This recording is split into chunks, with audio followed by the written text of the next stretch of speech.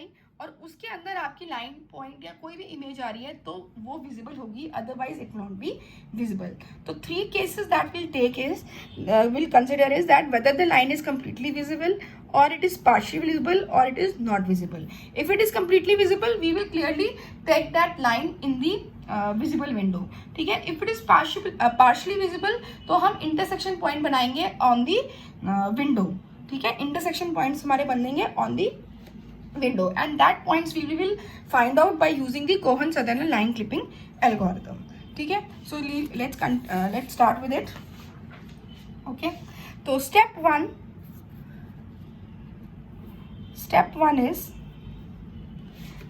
is that we will find the region code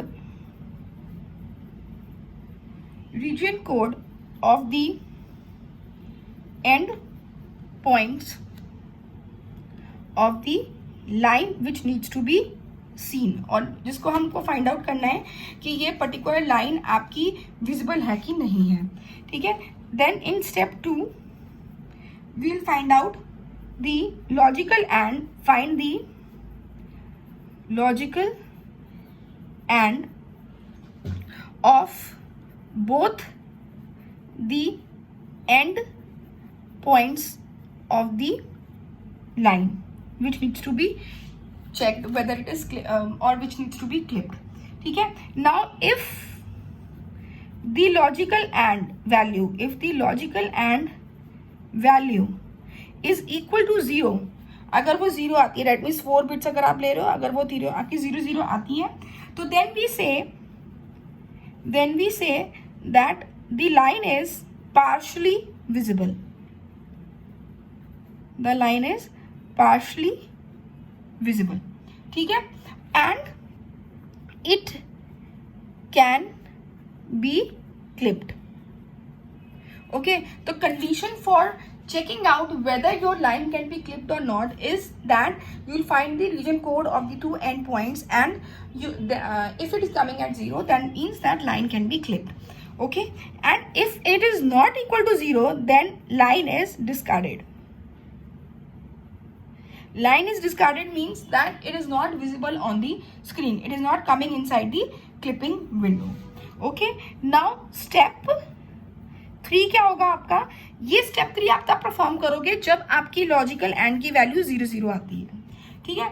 तो अब हम स्टेप 3 में क्या करेंगे, हमें ये पता चल गया कि जब लाइन हमने इंटरसेक्ट करवा सकते, मतलब क्लिपिंग विंडो पे लाइन इंटरसेक्ट हो रही है. ठीक है. तो हमें इनको इंटरसेक्शन पॉइंट्स निकालने हैं. तो हम क्या करेंगे, हम वो वाला पॉइंट सिलेक्ट करेंगे.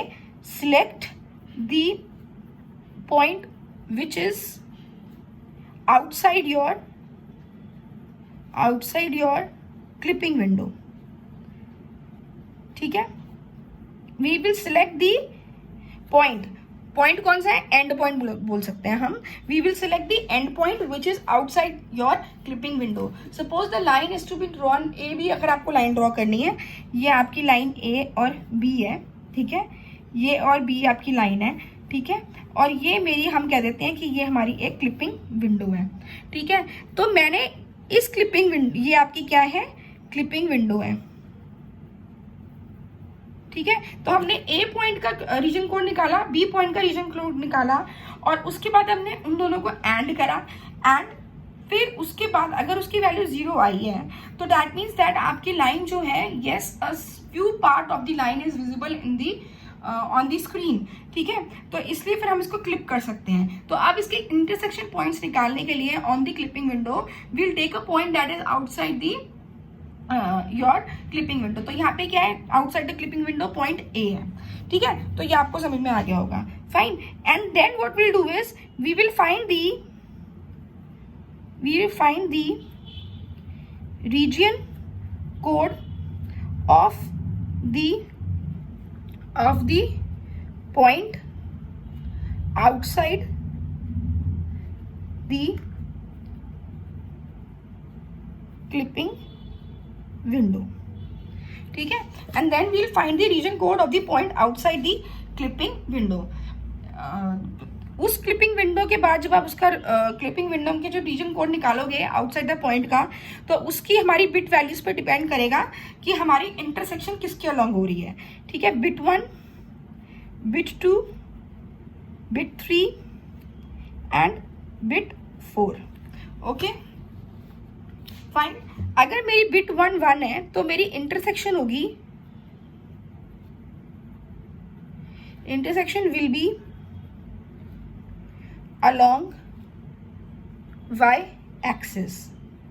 ठीक है, and your yi will be equal to your y max।